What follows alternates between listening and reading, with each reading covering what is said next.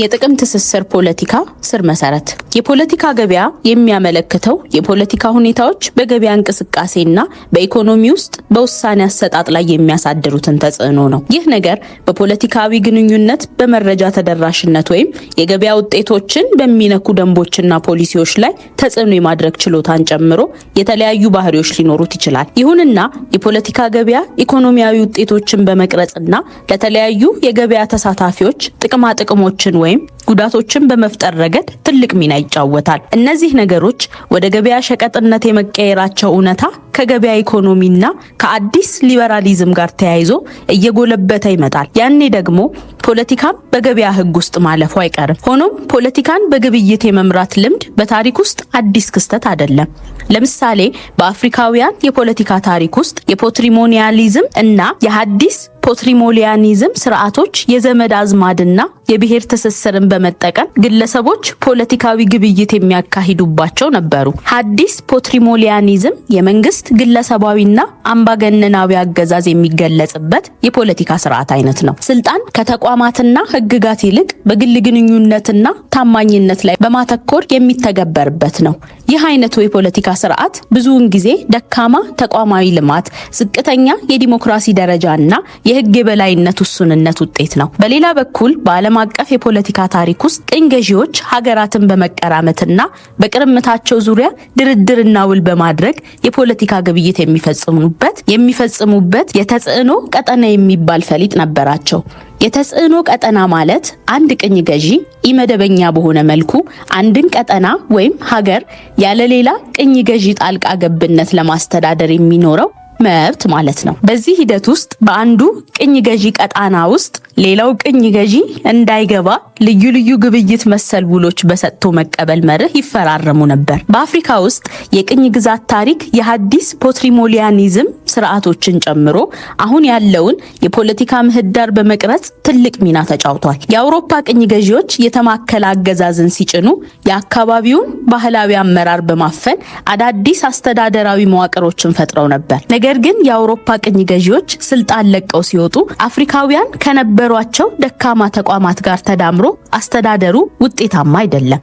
የደካማ ተቋማት ዳፋ ከቅኝ ግዛት በኋላ ስልጣናቸውን ለማስጠበቅና ለማስፋት ከሚጥሩ ልሂቃን ጋር ተዳምሮ ለብዙ የአፍሪካ ሀገራት ሐዲስ ፓትሪሞኒያሊዝም እንዲቀጥል አስተዋጽኦ አድርጓል። ቅኝ ገዢነት በብዙ አዳጊ ሀገሮች ላይ ዘላቂ ተጽዕኖ አሳድሯል። ቅኝ ገዢ ኃይላት በቅኝ ግዛት ስር ከነበሩት ግዛቶች ሀብትን በማውጣታቸው አፍሪካን ለልማት ማነስና ለድህነት ዳርጓል። በተጨማሪም ቅኝ ገዢዎች ለአካባቢው ሁኔታ የማይስማሙ ስርዓቶችንና ተቋማትን ይጭኑ ነበር። ይሄም ቀጣይነት ያለው ኢኮኖሚያዊና ፖለቲካዊ ፈተናዎችን አስከትሏል።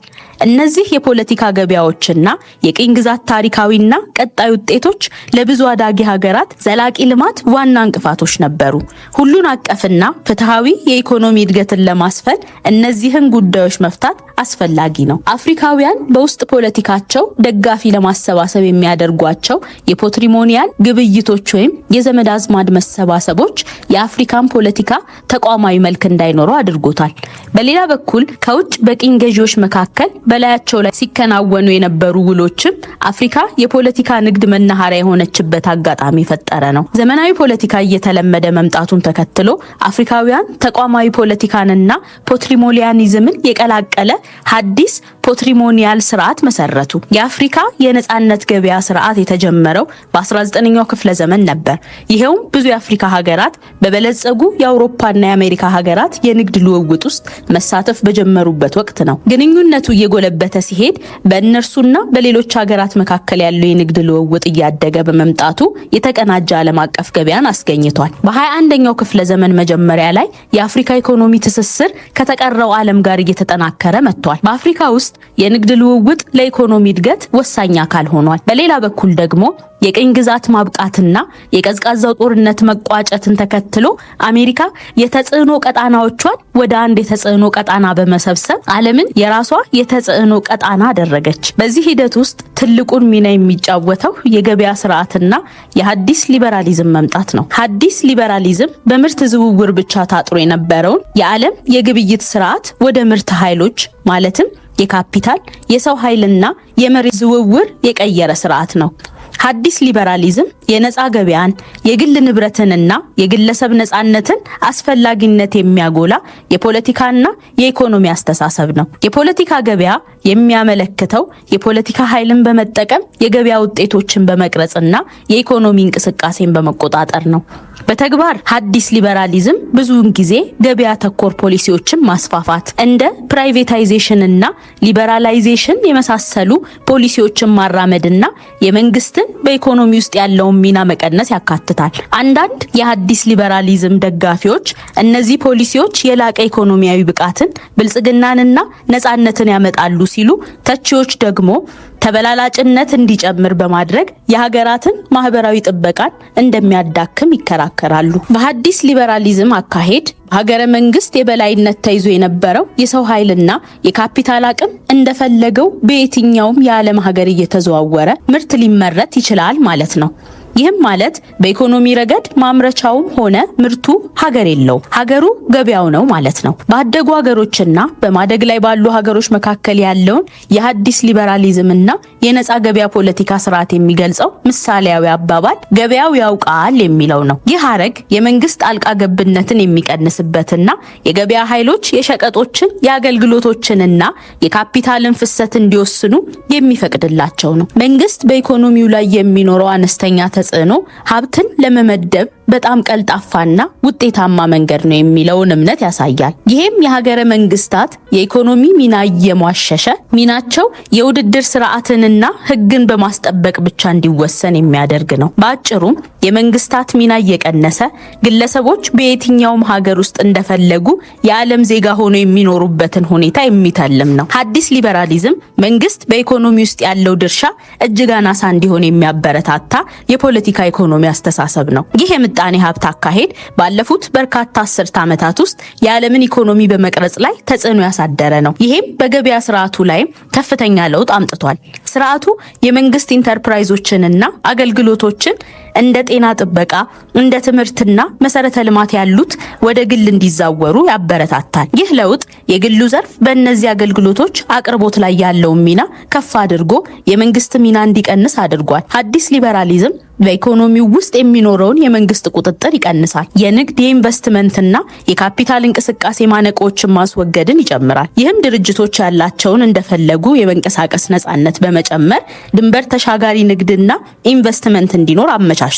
ሐዲስ ሊበራሊዝም የሉዓላዊነት ሂደትን በማንቀሳቀስ የንግድ እንቅፋቶችን በማስወገድና ብዙ ዓለም አቀፍ ኮርፖሬሽኖችን በማስፋፋት በሀገሮች መካከል ያለው ጥገኝነት እንዲጨምርና ኢኮኖሚ በዓለም አቀፍ ደረጃ እንዲዋሃድ አድርጓል። ስርዓቱ የገበያ ቅልጥፍናና የገበያው ሂደት አብዛኛዎቹን ኢኮኖሚያዊ ችግሮች መፍታት ይችላል በሚለው ሐሳብ ላይ ከፍተኛ ትኩረት ይሰጣል። ይህም ሀብትን ለመመደብ፣ ዋጋ ለመወሰንና ሸቀጦችን፣ አገልግሎቶችን ለማከፋፈል በገበያ ዘዴዎች ላይ የበለጠ ጥገኛ እንዲሆን አድርጓል። በአጠቃላይ ሐዲስ ሊበራሊዝም ነፃ ገበያን በማስተዋወቅ የመንግስትን ሚና በመቀነስና ሉዓላዊነትን በማሳደግ የገበያ ስርዓቱን ቀይሯል።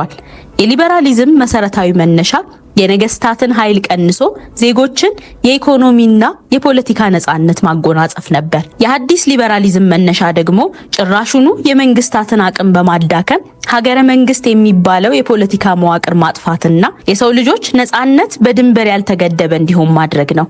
ይህ የሐዲስ ሊበራሊዝም ስርዓት ወደ ፖለቲካው ዓለም ሲቀላቀል ያስከተለው ውጤት ግን እንደሚባለው የሰው ልጆችን ነጻነት ወደ ማስከበር አላመራም። ይልቁንም ድንበር ዘለል ይሆናሉ የተባሉት የሰው ልጆች በትናንሽ ድንበሮች ታጥረዋል። ከዚያም አልፈው እርስ በርሳቸው እንዲሻኮቱና የተረጋጋ ሀገረ መንግስትና የሲቪክ ፖለቲካ እንዳይኖራቸው እያደረገ ነው። በአፍሪካ ውስጥ የሐዲስ ሊበራል ፖሊሲ ተጽዕኖዎች የተደባለቁ ናቸው። አንዳንድ ሀገሮች የኢኮኖሚ እድገት እያስመዘገቡ ሲሆን፣ ሌሎች ደግሞ ቀጣይነት ያለው ድህነትና ፍትሃዊነት የጎደለው የሀብት ክፍፍል ተጋርጦባቸዋል። በአንድ በኩል የሐዲስ ሊበራሊዝም ደጋፊዎች በአንዳንድ የአፍሪካ ሀገራት የውጭ ኢንቨስትመንት እንዲያድግ፣ የንግድ ልውውጥ እንዲጨምርና የተሻሻለ የኢኮኖሚ እድገት እንዲፈጠር በር ከፍቷል ሲሉ ይከራከራሉ። በሌላ በኩል ደግሞ የሐዲስ ሊበራል ፖሊሲ ድህነትን ጨምሯል ብለው የሚከራከሩ አሉ። የእኩልነት መጓደል አስከትሏል ብለው ይወቅሱታል። እንደ ጤና አጠባበቅና እንደ ትምህርት ያሉ የህዝብ አገልግሎቶች በአዲስ ሊበራሊዝም ምክንያት ተሸርሽረዋል ይላሉ። ፖሊሲዎቹ የአፍሪካን ሀብትና ህዝብ በተለያዩ ዓለም አቀፍ ኮርፖሬሽኖችና የውጭ ባለሀብቶች እንዲበዘበዙ አድርጓቸዋል ሲሉ ችግር ፈጣሪነቱን ያስቀምጣሉ። አሁን ባለው ሁኔታ የአዲስ ሊበራሎች ፖለቲካዊ ግብይት የፈጠረው ትልቁ እውነታ አዳጊ ሀገራት የሲቪክ ፖለቲካቸው ፈተና ውስጥ እንዲወድቅና በአካባቢያዊ ፖለቲካ ሽኩቻዎች እንዲጠመዱ ማድረጉ ነው።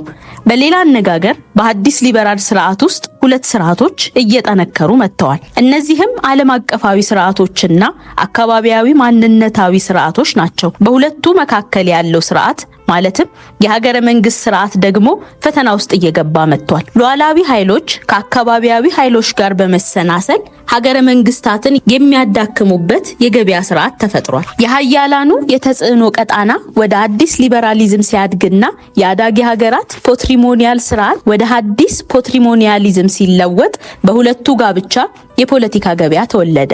የአፍሪካ አባታዊ ስርዓት በአንድ ታላቅ ሰው የሚመራ መሪዎች በግል ግንኙነት በታማኝነትና በደንበኝነት ስልጣን የሚይዙበት ባህላዊ የፖለቲካ ድርጅት ነበር። ይህ ስርዓት በጥቂት ግለሰቦች እጅ ውስጥ ያለው የስልጣን ክምችትና ተጽዕኖአቸውን ተጠቅመው ሀብትና ስርጭትን በመቆጣጠር ይገለጻል። ይሁን እንጂ በድህረ ቅኝ ግዛት ዘመን ይህ ባህላዊ ስርዓት አዲስ ፖትሪሞኒያል ስርዓት ተብሎ ወደሚታወቀው የፖለቲካ ገበያ ስርዓት ተለወጠ። ይህ ለውጥ በበርካታ ምክንያቶች የተመራ ሲሆን ከነዚህም መካከል አንዱ የመድብለ ፓርቲ ዲሞክራሲን ማስተዋወቅ የሚባለው ነው። የስልጣን ክፍፍል ማድረግና የአፍሪካ ኢኮኖሚዎችን ከዓለም አቀፍ ገበያ ጋር መቀላቀል የሚሉትንም ይጨምራል።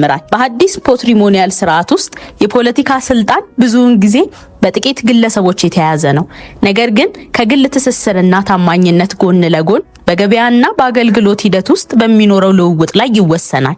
ይህም ለኢኮኖሚያዊ ጥቅምና ለሀብት ክምችት ከፍተኛ ትኩረት እንዲሰጥና የማህበራዊና ባህላዊ ደንቦች ተጽዕኖ እንዲቀንስ በተወሰነ መልኩ አድርጓል። በተለያዩ ታሪካዊ፣ ኢኮኖሚያዊና ፖለቲካዊ ሁኔታዎች ምክንያት በነበረው ተጽዕኖ የአፍሪካን የአባቶች ስርዓትን ወደ አዲስ ፖትሪሞኒያል ስርዓት የመቀየር ሂደት በሀገሪቱ አንድ አይነት አልነበረም። በአጠቃላይ ግን ሽግግሩ በባህላዊ የኃይል አደረጃጀቶች መሸርሸርና በአዳዲስ ልህቃን ብቅ ማለት ተመሳሳይ ነው። እነዚህ አዳዲስ ኃይሎች ሀብትን በመቆጣጠርና በገበያ ላይ ተጽዕኖ በመፍጠር ስልጣን ያገኙና ያስቀጠሉ ናቸው። የአፍሪካውያን በዘመድ አዝማድ ድጋፍን የማሰባሰብ የቆየ ልማድ ጥንትም የግብይት ባህሪ ነበረው። ሙሉ ለሙሉ የፖለቲካ ገበያ ስርዓት እየፈጠረ የመጣው ግን ይህ የቆየ ልማድ ከዓለም አቀፍ የገበያ ስርዓት ጋር ሲሰናሰል ነው። በአሁን ጊዜ ማንኛውም ዓለም አቀፍ ኃይል በማንኛውም አዳጊ ሀገር ውስጥ ገብቶ ከተለያዩ ማንነታዊ ቡድኖች ጋር የፖለቲካ ንግድ ይፈጽማል። ልክ ማንኛውም ባለሀብት ወደ ሀገር በየትኛውም አዳጊ ሀገር ሄዶ ኢንቨስት እንደሚያደርገውና ሸቀጥ እንደሚገበየው ማለት ነው። በአዲስ ሊበራልና በፖለቲካ ገበያ ስርዓት ውስጥ ባደጉ ሀገሮችና በማደግ ላይ ባሉ ሀገሮች መካከል ያለውን ግንኙነት የሚገልጸው ዘይቤ ብዙውን ጊዜ ኢኮኖሚያዊ ኢምፔሪያሊዝም ወይም ሉላዊ ብዝበዛ፣ ግሎባል ኤክስፕሎቴሽን የሚለው ነው። ሐሳቡ ያደጉ ሀገራት የኢኮኖሚ አቅማቸውን ተጠቅመው በማደግ ላይ ያሉ ሀገራትን በመቆጣጠርና ሀብታቸውን በማውጣት በዋናነት ራሳቸውን የሚጠቅሙ ፖሊሲዎችን በመተግበር እየተጠቀሙ ነው የሚል ነው። የአውሮፓ ሀያላን ከዚህ ቀደም ሌሎች የዓለም ክፍሎችን በቅኝ ግዛት መያዛቸውና መቆጣጠራቸው ይታወሳል። አሁን ደግሞ በአዲስ የቅኝ ግዛት መንገድ ያደጉ ሀገራት በአዳጊ ሀገራት ውስጥ ሀብታቸውን በመቆጣጠርና በመበዝበዝ በእጅ አዙር የገበያ ስርዓቱን በመቆጣጠር የበላይነትን እያስቀጠሉ ናቸው። ይህም አዲሱ ኢምፔሪያሊዝም የሚባለው ዘይቤ ነው። ይህ ንጽጽር የሚያመለክተው በማደግ ላይ ባሉ ሀገሮች ውስጥ ያደጉ ሀገሮች በ19ኛውና በ20ኛው መቶ ክፍለ ዘመን መጀመሪያ ላይ ከነበሩት የኢምፔሪያሊዝም ፖሊሲዎች ጋር እንደሚመሳሰል ነው። ያኔ ሀያላን ሀገሮች በሌሎች የዓለም ክፍሎች ላይ ያላቸውን ተጽዕኖና ቁጥጥር ለማስፋፋት ጥረት ሲያደርጉ ነበር። የአሁኑ ነባራዊ ሁኔታም ተመሳሳይ እንደሆነ የሚያስቀምጡ አሉ። በዚህ ሂደት ውስጥ ምዕራባውያኑ ሀገረ መንግስታት በተቋማዊ ጥንካሬያቸው መዝለቅ ችለዋል። የፖለቲካ ገበያን ከፖትሪሞኒያል ስርዓቶች የሚለዩት የተለያዩ ጉዳዮች አሉ። በዋናነት ሁለት ጉዳዮችን ለይተን ማስቀመጥ ግን እንችላለን። አንደኛው ጉዳይ የፖለቲካ ገበያ በውስጥ ኃይሎች መካከል ብቻ የሚካሄድ ንግድ ሳይሆን በዓለም አቀፍ ነጻ የገበያ ስርዓት የሚመራ መሆኑ ነው። በዚህም ምክንያት ማንኛውም ዓለም አቀፍ ኃይል በየትኛውም ሀገር ውስጥ ገብቶ የፖለቲካ ንግድ መነገድ የሚችልበትን ነፃ የገበያ ስርዓት ያመለክታል። አንድ ሀገር ልዩ የተጽዕኖ ቀጣና ሳያስፈልገው በሌላ ሀገር ውስጥ ገብቶ የፖለቲካ ንግድ የሚነግድበትና ትርፍ የሚያገኝበት እድል ፈጥሮለታል። በአንድ ሀገር ውስጥ ማንነትን ወይም አካባቢ መሰረት ያደረጉ የፖለቲካ ንግዶች በሀገር ውስጥ ብቻ ታጥረው የሚቀሩ አይደሉም። የገበያውን ሁኔታ ያጠናና ትርፍ አገኛለሁ ብሎ የሚያስብ ማንኛውም ዓለም አቀፍ ኃይል በገበያ ውስጥ ተሳታፊ ይሆናል። ገንዘቡን፣ መሳሪያውንና መገናኛውን ይዞ ገበያውን ይቀላቀላል። ከዚያም የፖለቲካ ትርፉን በቀላሉ ያካብታል። በዚህም መሰረት በአሁኑ ጊዜ የአዳጊ ሀገራት ፖለቲካና የውስጥ ሽኩቻ በራሳቸው የውስጥ ሁኔታ ብቻ የታጠረ አይደለም። ማንኛውም የፖለቲካ ካፒታል ይዞ የመጣ ኃይል በገበያ ውስጥ ትልቅ ድርሻ አለው። ሁለተኛው ጉዳይ የፖለቲካ ገበያ ከፓትሪሞኒያል ስርዓቶች በበለጠ ወደ ፍጹማዊ ንግድነት ያዘነበለ መሆኑ ነው። ትሻልን ሰድጄ ትብስን አመጣው በሚለው ነው የተፈጠረው። በፖለቲካ ገበያ ውስጥ ተቋማት ያላቸው ሚና እየሟሸሸ ሄዶ ከገበያ በታች የሚሆኑበት ሁኔታ ይፈጠራል። በአንጻሩ በፓትሪሞኒያል ስርዓቶች ፖለቲካዊ ንግድ ቢኖርም የሀገረ መንግስት ተቋማት የበላይነታቸው እንደተጠበቀ ነበር። በፖለቲካዊ ገበያ ውስጥ ግን ገበያው የበላይ፣ ተቋማት የበታች እየሆኑ ይመጣሉ። ይህም ሂደቱ ከሀገረ መንግስታት ቁጥጥር ውጪ የመሆን አዝማሚያን ያስከትላል። ሀገረ መንግስታት ገበያውን መቃኘትና መቆጣጠር ፈጽሞ እየተሳናቸው ይሄዳል። የሀገራትንም ዕጣ ፈንታ ገበያው ብቻ እየወሰነው ይመጣል። የፖለቲካ ገበያ የፖለቲካ ስልጣንና ተጽዕኖ የሚነግዱበትና የሚከራከሩበት መድረክ ነው። የፖለቲካ ግብይቱ እንደ ፍጹም ገበያ ሊታይ ይችላል። ምክንያቱም የፖለቲካ ሀብቶች ማለትም የስልጣን ቦታዎች፣ ፖሊሲዎችና ልዩ መብቶች ድልድይ የሚወሰኑት አንድ አካል በአንድ ስርዓት ውስጥ ባለው የፖለቲካ ስልጣን ክፍፍል ነው። በአዲስ ፓትሪሞኒያል የፖለቲካ ገበያ ስርዓት ውስጥ በማደግ ላይ ባሉ ሀገሮች ፉክክር ብዙውን ጊዜ የሚሽከረከረው በሁለት ነገሮች ላይ ነው። ሀብትን በመቆጣጠርና በማከፋፈል እንዲሁም በስልጣን አቅርቦትና በውሳኔ አሰጣጥ ላይ። ይህ ውድድር የፖለቲካ ፉክክር የመንግስት ተቋማትን ለመቆጣጠር የሚደረግ ትግል ወይም መንግስት የሚያመነጨውን ሀብት ለማግኘት የሚደረግ ሽኩቻ ሊሆን ይችላል። ውድድሩ ብዙውን ጊዜ የሚቀረጸው በፖለቲካ መሪዎች የግል ፍላጎትና ማበረታቻ ነው። ይህም የብዙሃኑን ህዝብ ጥቅም ከማስከበር ይልቅ የራሳቸውን ስልጣንና ተጽዕኖ ለማስቀጠል ወይም ለመጨመር በሚጥሩ የፖለቲካ መሪዎች ነው። ይህ ደግሞ ሙስናና ስልጣንን አላግባብ መጠቀምን እንዲሁም የመንግስት ተጠቃሚነትና ግልጽነት እጦትን ያስከትላል። ይህ ሂደት ትልቅ የፖለቲካ ካፒታል ላላቸው ሀያላንና ላደጉ ሀገራት ገበያውን የመወሰን ድርሻ እየሰጣቸው ይመጣል። ባጭሩ የአዳጊ ሀገራት የፖለቲካ ገበያ ዋጋና ግብይት ህግ የሚወሰነው ትልቅ የፖለቲካና የኢኮኖሚ ካፒታል ባላቸው ያደጉ ሀገራት ይሆናል ማለት ነው። ዓለም አቀፍ የፖለቲካ ገበያ ስርዓቱ ውስጥ ትልቅ ሚና ያላቸው ምዕራባውያን በሀገራቸው ውስጥ የሚገነቡት ስርዓትና በአዳጊ ሀገራት ላይ ለመፍጠር የሚሞክሩት ስርዓት ፈጽሞ የተቃረነ ነው። በሀገራቸው ተቋማትና ዘመናዊ ቢሮክራሲን ይገነባሉ፣ ሀገረ መንግስቱን ያጠናክራሉ፣ የሲቪክ ባህልን ያጎለብታሉ፣ በሐሳብ ውድድር ላይ የተመሰረተ የዲሞክራሲ ስርዓት ያሰፍናሉ። እነዚህን ሁሉ በግልጽና በአደባባይ ሲያራምዱ ለአዳጊ ሀገራትም ምክር ቢጤ በመለገስ ጭምር ነው። ሆኖም በዓለም አቀፍ የፖለቲካ ገበያ ውስጥ ገብተው የሚያራምዱት ነገር ፈጽሞ ከዚህ ተሞክሯቸውና አስተምሯቸው የተቃረነ ነው። የፖለቲካ ገበያ ተሳትፏቸውን የሚያሳየን ነገር ቢኖር ለማንነታዊ አካባቢያዊ እንቅስቃሴዎችና የአመጻ ድርጊቶች እውቅናን ቅቡልነትን ለመስጠት የሚጣደፉ ናቸው። የተለያዩ የሽኩቻ እንቅስቃሴዎችና የመከፋፈል አጀንዳዎችን ወደ ትልቅ የፖለቲካ አጀንዳነት ይቀይራሉ። የምርጫ ፉክክርን ችላ ብለው ቅድሚያ በአካባቢያዊ የጎበዝ አለቆች የስልጣን ክፍፍል ላይ ያተኩራሉ። በዚህ ሂደትም ዓለም አቀፍ የተጽዕኖ አድማሳቸውን በማስፋት ገበያውን በሞኖፖል መቆጣጠር የሚፈልጉ ናቸው።